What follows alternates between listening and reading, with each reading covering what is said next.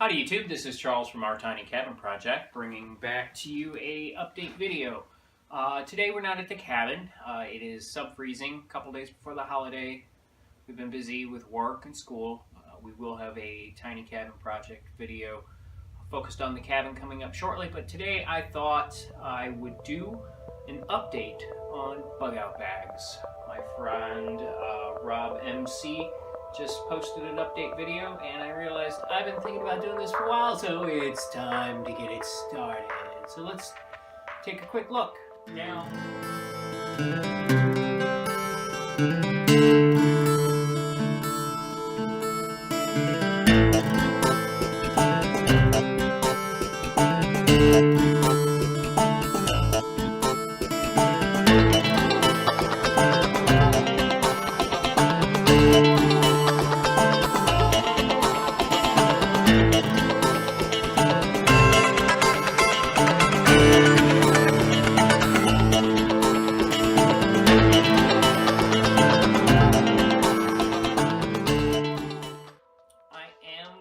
To go over this bag quickly due to the fact of the amount of gear that is in it. If you have any specific questions about any of the gear in this bag, if you feel free to leave a comment in the comment below. Also, feel free to follow us on Our Tiny Cabin Project on Facebook, and also a new group that's pretty interesting and neat to find out information on, where you can see more videos like this on Facebook, is a group called Prepping to Survive the Midwest. So let's get her started and see what she looks like. Let's start with looking at what I have on the outside of the bag. The bag weighs about 25 pounds full. I would not have this much stuff on the outside if I was actually on the run. It's mostly just sitting there for storage purposes, but quick overview of what's on outside.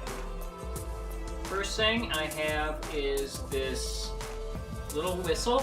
It has a button compass in it. It does hold north, and it's also got a magnifying glass that kicks out from the side for fire making, as well as a thermometer that is in both Celsius and Fahrenheit. My friends in Canada will appreciate that. Then, starting out onto the side, I have my flashlight I need to charge. That is also my taser.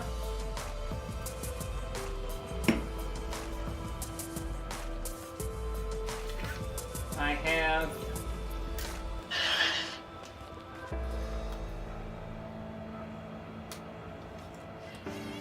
a hand crank flashlight that is also a radio,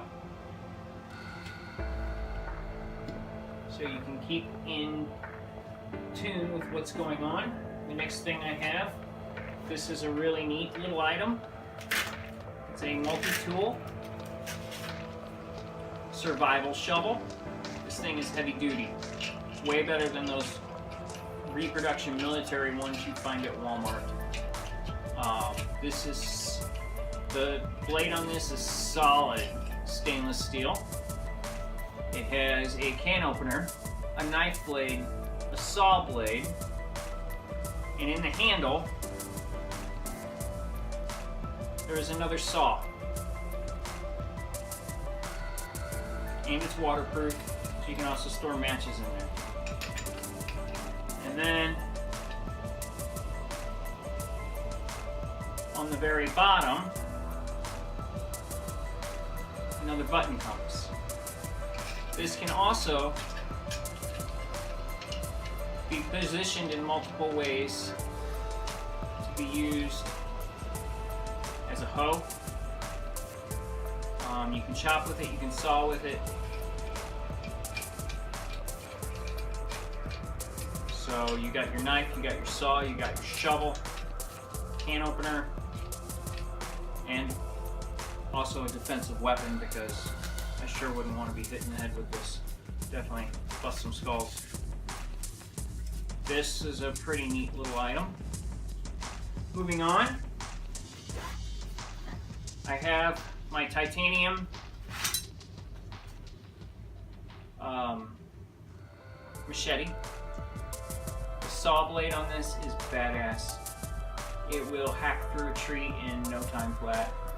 Got a cord grip on it, or you could use that for gutting. It's titanium bonded steel. I like this machete and I hate it. The saw is amazing. It's long enough to where you can actually cut through some pretty decent sized trees. I wish the grip was rubberized. It's hard PVC plastic. And with it being a consistent shape all the way through the machete, there's no real good chopping power. But I guess, you know, the thought behind the make of that was, well, we gave you such a nice saw feature, you shouldn't have to do much chopping. On the front, there's a little pocket knife, or a little full tang knife that I have wrapped in jute twine, and throughout the tang of the handle, there are wrench notches, so you can undo bolts and stuff with this little pocket knife. One thing you're going to find as we continue is a lot of redundancy. Then also on the side, I have a diving knife that has a rubberized handle, another saw back, and another ripcord or something you could use this for, like in skinning to cut skin. I like this, and I keep this on the outside of the bag as a quick go-to defensive knife. Also, in the event of if it's raining, this is nice because the rubber grip, it will not slip out of your hands. It is thick steel. I do not believe it is full tang. I am preferably a fan of full tang, but this is a disposable knife. I have it strapped on so it won't bounce around, and it clips into this case so it won't come out, which is pretty nice. Moving on, this is out because I used it the other day in the front pocket where this normally lives. I have a new Zippo hand warmer, the Chrome. Ooh. If you guys don't have one of these, you need to get one. It burns for 18 hours, and I'm telling you, I can be fishing in January, standing chest high in the middle of the river with this inside my waders against a vital, and I am sweating. And I live in the central United States, in Missouri, and it is approximately, like outside in December right now, 10 degrees. So I mean, it gets cold here, and that's 10 degrees Fahrenheit for my Canadian friends. What that is in Celsius, I don't know, you do the math. Now, moving on to the front pocket. GPS. Love this little device. I really don't use it because I have pretty good sense of bearings, and but I have used this to measure property line, as well as track my speed when I'm on the kayak. This is the Garmin eTrex 10. I scored this a year or two ago on eBay for a ridiculously cheap price. It's weatherproof, shockproof, pretty nice. Writing pad.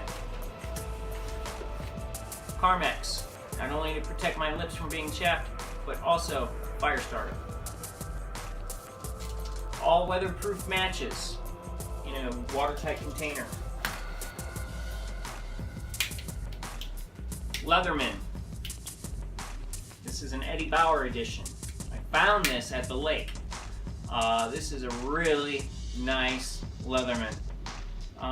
It's got all the tools, screwdriver, scissors, knife blade, saw blade, screwdrivers, leather punch.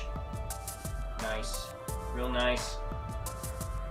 It's good to have tools in your bug out bag. Again, redundancy. How many knife blades are we up to now? And more fire making. Zippo lighter.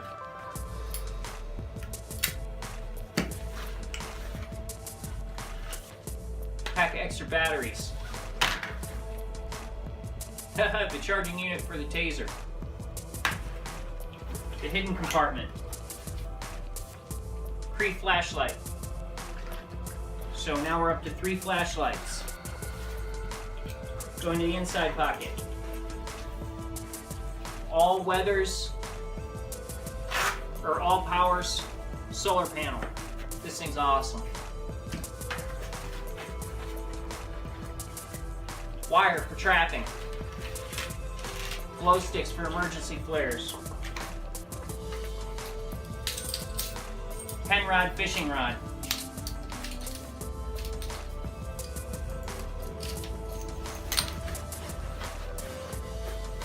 Jute twine.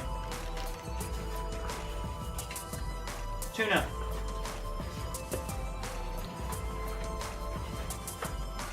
SAS Survival Guide. They ought to change it to SYA Survival Guide, because this is going to save y'all ass. Spinning fishing kit. Next pocket. This is my fire kit. Tinder, mag striker, fire steel. You know it. You know what it is.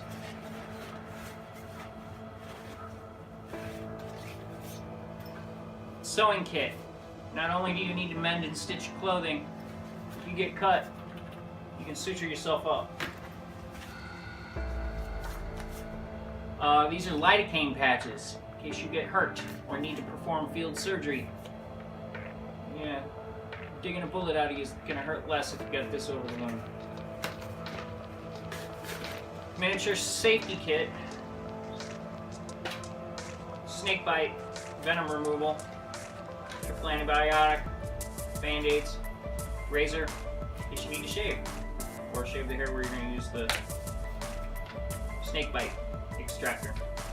A lot of controversy on these, but if you're in, an hour and a half away from help and you get bit by a copperhead or rattlesnake where I'm at,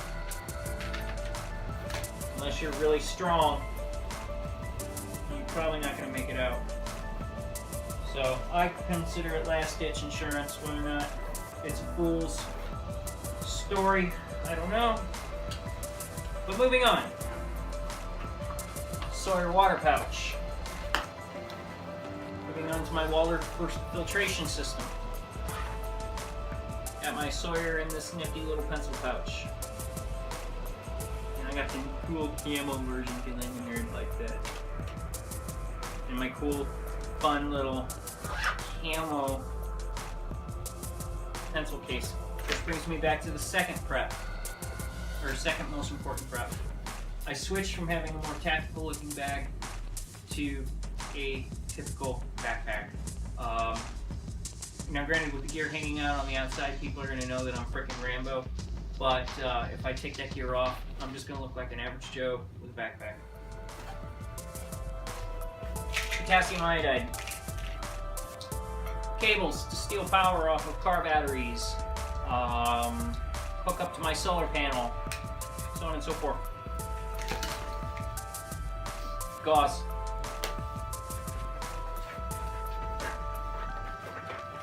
Baofeng ham radio, which I also have tuned into FMR TMRS. Shh. More batteries.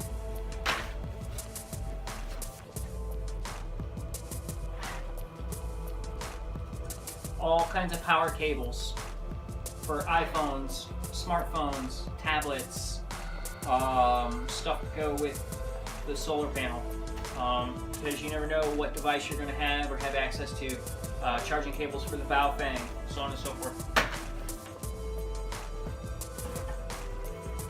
The reel to the pen rod for fishing.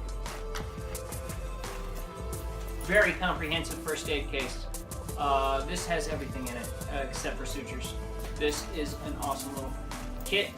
It is made by, it just says be smart, be prepared. I got this at Walmart, believe it or not. It was like $10, and I mean, it literally is well thought out. Cold packs, emergency shelters, medicines,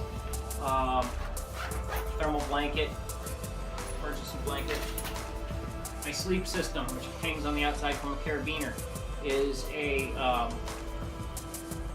double hammock. Moving along. Knife sharpener. Alox stove. I'm going to do a video specifically on this. I can't even begin to describe how amazing this cooking system is.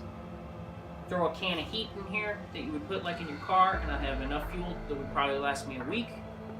Burns amazing. This thing cooks as well as a gas range in your house. I mean, it's outstanding. For $12, sure beats the soda can penny stove. The base plate for the bow thing. Moving along. Rain suit by Frog Togs. Not only will this serve and keep you dry as a poncho, it will also work as a tarp. And then there's the tarp, which I would use in combination with the hammock as a rain fly for the hammock.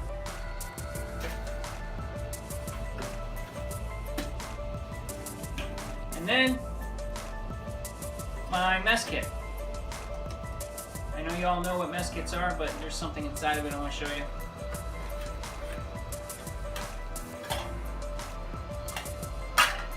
I have cayenne pepper, some seasonings. Another knife, go figure. This one is a hobo knife. Comes apart.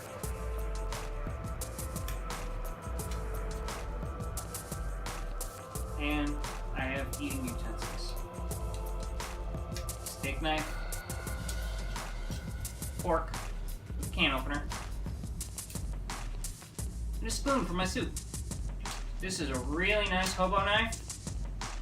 Scored it on Amazon on sale one day when they had some random sale. Because these things are normally very expensive. It's got a bone handle, and I liked it out of the different hobo knives that they had because the emblem on it is a fly, and I love to fly fish. Comes with this nifty little pouch. I do wish the pouch was leather, but it's got good Velcro, well thought out Velcro to where you can hook it to MOLLE webbing.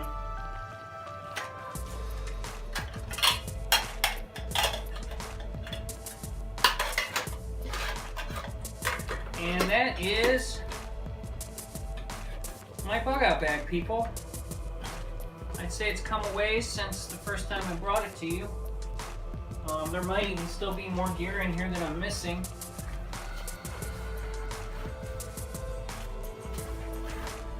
But that just goes to show you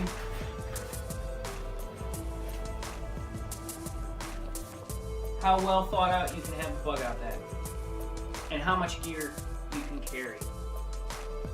With all this gear right here, plus bushcrafting skills, and if you don't have bushcrafting skills, you can learn them if you get a copy of the SAS. That book is really, it will teach you to be MacGyver. It really is an amazing book. I'm not sure where it is in this pile of junk, but it will teach you wild edibles, shelter building, field surgery, shelter making, trapping, different traps, different fishing techniques, how to gut and clean an animal, pretty much how to filter water, multiple ways to do these things in that tiny little pocket. Okay, YouTube, that was our comprehensive overview of the bug out bag. In a later video, I will do a video of my everyday carry bag and what I keep in that. I do use this gear every time we go to the cabin, so if you're not using your gear, you need to find reasons to practice. So until next time, stay tuned. This is Charles from Our Tiny Cabin Project. Like, subscribe, find us on Facebook. Catch you later.